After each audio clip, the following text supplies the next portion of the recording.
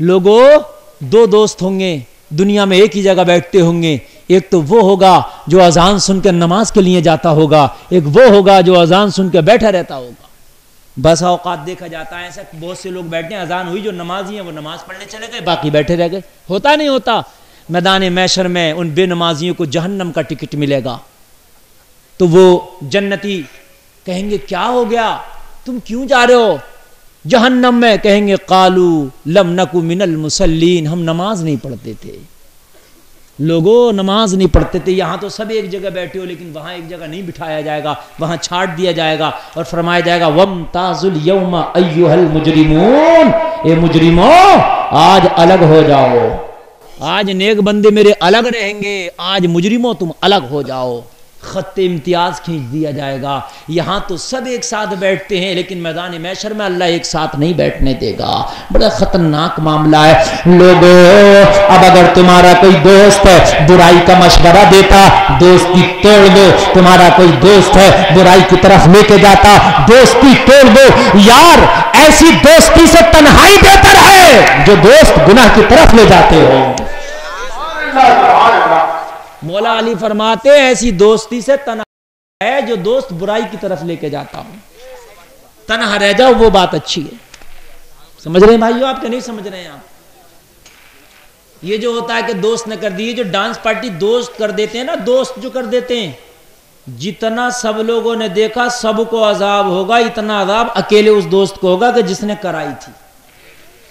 کچھ گناہ ایسے ہوتے ہیں کہ جو چلتے رہتے ہیں لگاتار, جیسے بنیے کا بیاس چلتا ہے نا, ایسے ہی. کیسے معلوم ہے؟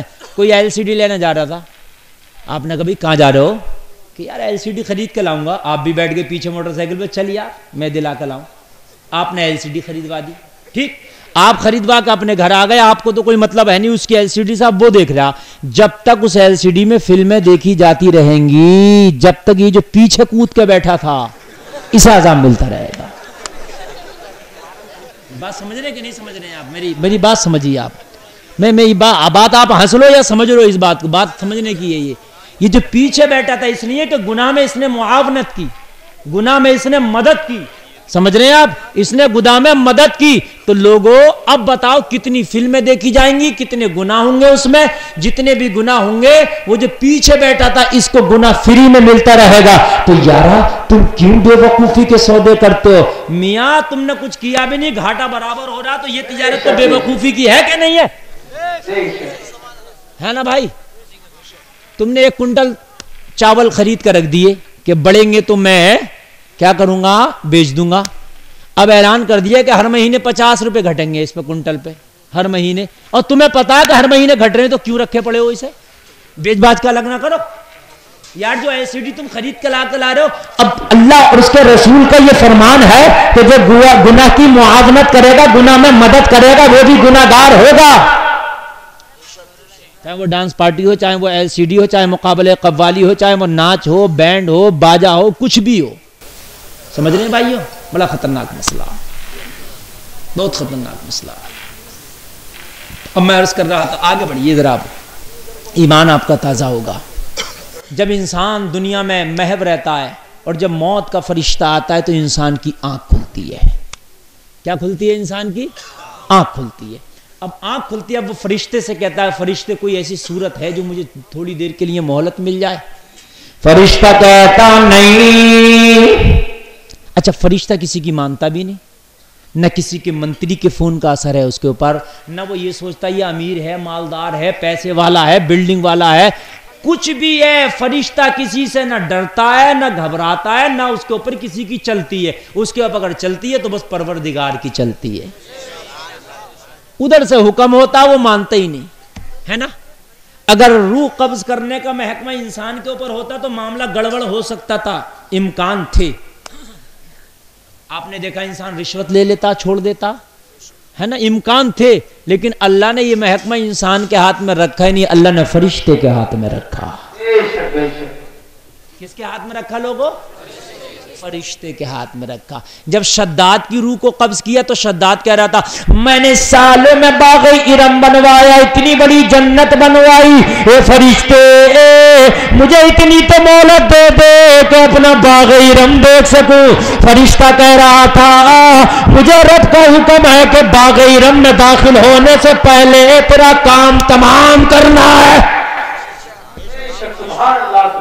تیرا کام تمام کرنا. لوگوں سالوں میں بنوایا تھا اس نے باغ ارم. شداد نے اپنی ایک جنت بنوائی تھی, اس کے اندر جیسے حورے سنا تھا خوبصورت لڑکیوں کو رکھا تھا, اس نے سونے چاندی کی نہریں بنوائیں, اس میں پانی تھا, دودھ کے جام تھے, چھلکتے جام, اور اس نے شہد کیا کیا اور درخت لگوائے, اور اس نے مشک سے, عنبر سے, زعفران سے اس کا گارا بنوایا, سونے چاندی کے اینٹیں لگوائے, اس نے اپنا باغ ارم بنوایا. جب دیکھنے کے لیے گیا لوگوں ساری رسیاں تو اللہ کے ہاتھ میں ہیں, اللہ نے موت والی رسی کو کھینچ لیا. اب کہہ رہا تھا کہ مجھے تھوڑی سی مہلت تو دے دے فرشتے, باغ ارم کو تو دیکھ لوں. فرشتے نے منع کر دیا, نہیں نہیں باغ ارم نہیں دیکھ سکتا, اس لیے کہ جب تو ماں کے پیٹ میں تھا تیری تاریخ جبھی پڑ گئی تھی کہ جب باغ ارم دیکھنے جائے گا تو تیری روح کو نکالنا ہے, وہ تیرا وقت آ گیا, اب ایک سانس کی بھی مہلت نہیں دی جائے گی. یار اتنا بڑا بادشاہ باغ ارم نہ دیکھ پایا. لوگوں آج جو ہم پوری دنیا کو سوچ رہے ہیں ہم یہ کر لیں ہم وہ کر لیں, کیا امید ہے ہم دیکھ پائیں گے؟ نہیں دیکھ پائیں گے نا. تو یار تیری شادی کی ڈیٹ بعد میں رکھی گئی تھی, جب تو 20 سال کا ہوگا تب کہیں جا کے رشتہ اور شادی کی ڈیٹ رکھی جائے گی, لیکن مرنے کی ڈیٹ تو اس دن رکھ گئی تھی جس دن کہ تو ماں کے پیٹ میں پہنچا تھا, ہے نا بھائیو. تو شادی کی تیاری ہمیں بعد میں کرنا ہے اور موت کی تیاری ہمیں پہلے کرنا ہے میرے بھائیوں. اور ایک بات بتاؤں, ڈیٹ میں یہ بھی لکھ دیا جاتا کہ اس جگہ مرے گا, یہ بھی سن لیں آپ, جگہ بھی متعین کر دی جاتی ہے بھائیوں. بات سمجھ میں آ رہی ہے کہ نہیں آ رہی ہے؟ ہاں میں چل رہا ہوں, آپ سنیے. جس جگہ مرنا ہے اللہ اس ڈیٹ کو بھی فکس, اس جگہ کو بھی فکس کر دیتا ہے. اب میں آپ کو بتاؤں, جب جنگ بدر ہونے والی تھی, اسلام کی پہلی جنگ جس میں 313 صحابہ تھے. کتنے صحابہ تھے؟ 313. رمضان شریف میں یہ جنگ لڑی گئی. صحابہ 313, اس کا ہزاروں کا لشکر. میرے نبی نے سوچا کہیں میرے صحابی ہوپ لیس نہ ہو جائیں, مطلب تھوڑا سا دل میں یہ خیال نہ آ جائے کہ وہ ہزاروں ہیں اور ہم 313 ہیں, کیسا مقابلہ کریں گے. میرے نبی نے صحابہ کو کہا چلو میدان بدر میں. میدان بدر میں صحابہ پہنچے, نبی کے ہاتھ میں ایک چھڑی ہے. میرے نبی گول دائرہ کھینچ رہے ہیں, کہہ رہے ہیں ٹینشن مت لینا, کل یہاں ابو جہل مارا جائے گا. یار بولو نا سبحان اللہ. مرے گا کل, بتا رہے ہیں آج. اچھا اب ایک بات بتائیے, یہاں پر میں ایک عقیدے کی بات بتا دوں. کوئی بے وقوف یہ کہے نبی کو پیٹ کے پیچھے کی خبر نہیں, تو اس سے کہہ دینا تجھے اپنے آگے کی بھی خبر نہیں. یار ایک بات بتاؤ, جنگ ہوگی کل, نبی بتا رہے ہیں آج. یار جنگ ہوگی کل, نبی بتا رہے ہیں آج. یہاں ابو جہل مرے گا, ہوپ لیس نہ ہونا, ٹینشن نہ لینا, مرے گا ابو جہل یہاں.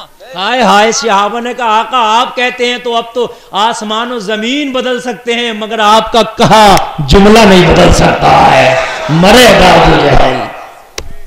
سب کا بتا دیا یہاں مرے گا. نبی کو پتا تھا نا فکس ہوتی ہے جگہ بھی.